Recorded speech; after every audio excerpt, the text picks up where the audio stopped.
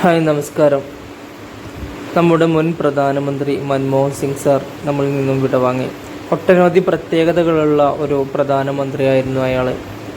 അദ്ദേഹം സെപ്റ്റംബർ 26 1932 ജനിക്കുന്നത് പഞ്ചാബിലെ ഗാഹ എന്ന സ്ഥലത്തായിരുന്നു. പക്ഷേ നിർഭാഗ്യവശാൽ ആ സ്ഥലം ഇപ്പോൾ പാകിസ്ഥാൻ്റെ ഭാഗമാണ്.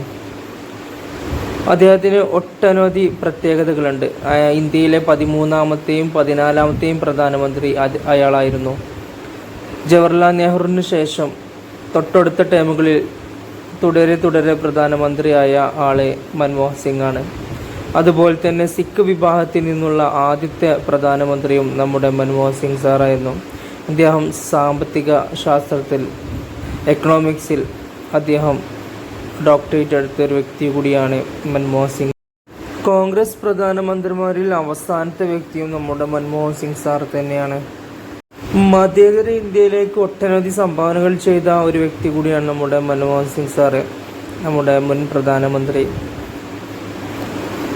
അദ്ദേഹം 2004 മുതൽ 2014 വരെയുള്ള കാലഘട്ടത്തിലാണ് പ്രധാനമന്ത്രിയായിട്ടുണ്ടായിരുന്നത്.